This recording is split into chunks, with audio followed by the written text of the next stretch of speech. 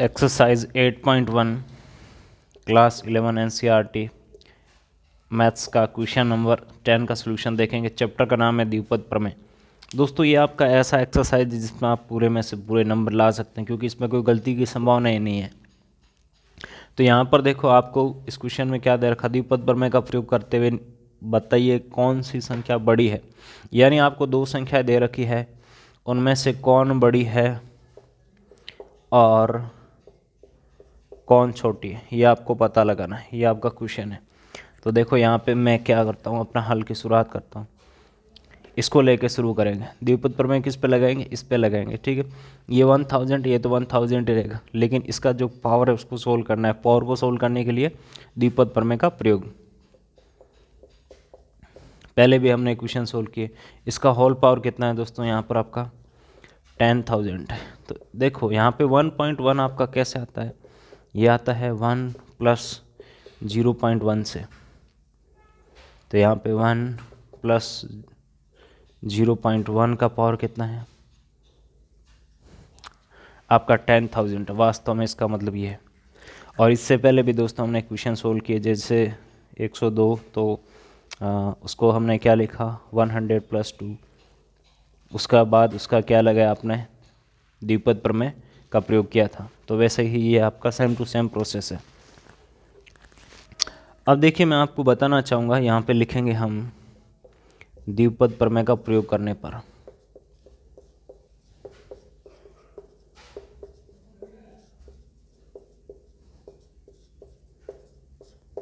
द्विपद प्रमेय क्या होता है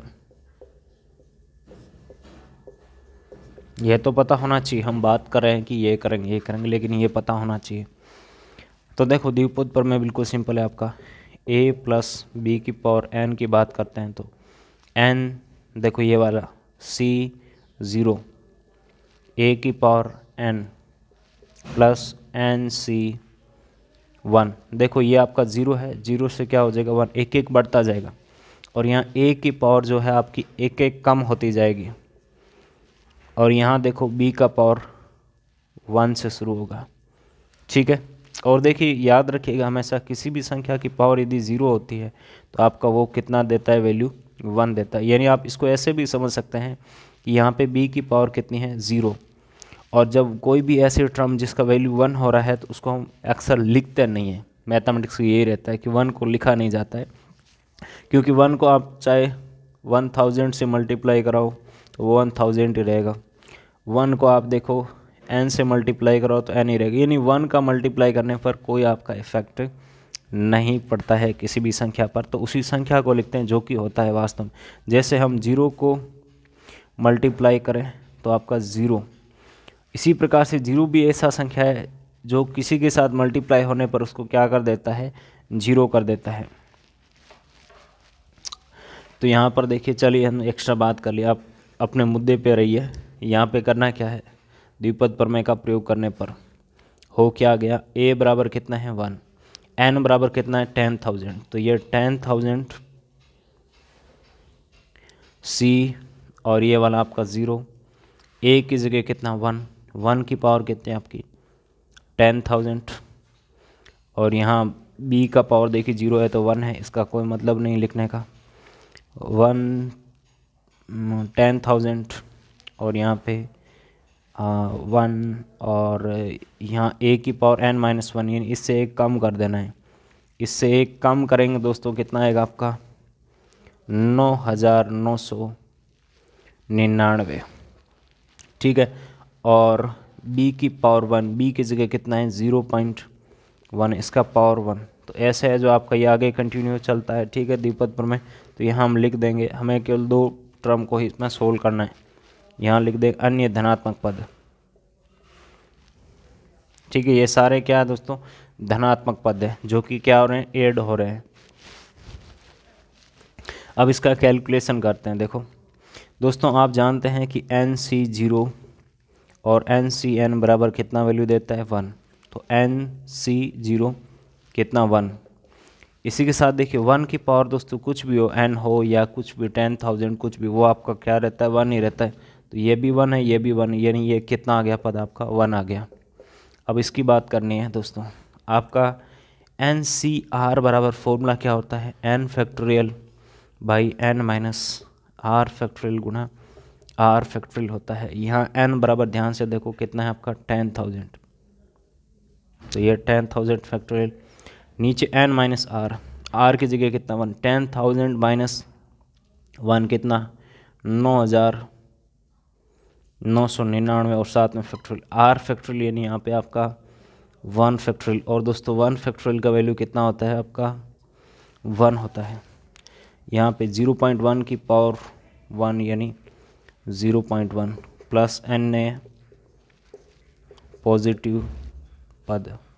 ओके, अब देखिए दोस्तों, आप जानते हैं फैक्टोरियल को कैसे सोल्व किया जाता है। जैसे एन फैक्टोरियल की मैं बात करूं तो एन गुणा एन माइनस 1 फैक्टोरियल। ओके, जहां रुकेंगे एक एक कम करते जाना होता है, जहां रुकेंगे पीछे फैक्टोरियल चिन्ह आ जाएगा। तो यहाँ इस 10,000 फैक्टोरियल को मैं क्या लिख सकता हूँ, 10,000 गुणा, यहाँ पे इससे एक कम कर देंगे कितना 9,999 और साथ में आपका फैक्टोरियल, यहाँ पे नीचे कितना है 9,999 फैक्टोरियल, और 1 फैक्टोरियल का वैल्यू 1 होता है। ठीक है, गुणा कितना चल रहा है आपका, देखो 0.1 चल रहा है,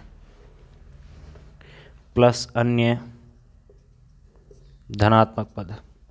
देखो ये आपके कैंसल आउट हो जाते हैं, ये भी फैक्टोरियल है, ये भी फैक्टोरियल है। 0.1 को इसके साथ मल्टीप्लाई करेंगे तो कितना आएगा दोस्तों आपका 1000 आएगा,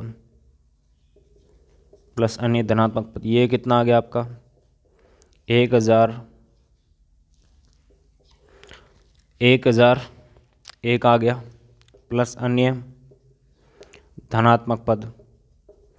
हमें यहाँ पे इसकी किसके साथ तुलना करने की बोली है, 1000 के साथ तुलना करने की बोली है। तो आपको दिखाई दे रहा है कि ये 1001 यानी 1000 से बड़ा है, और प्लस इसमें अन्य धनात्मक पद और ऐड होंगे, यानी ये आपका क्या है, इससे बड़ा है।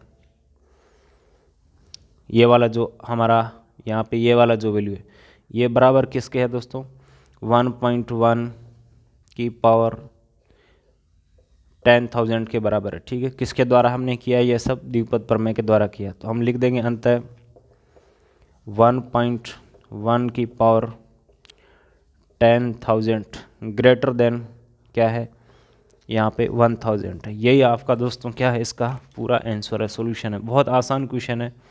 Thank you.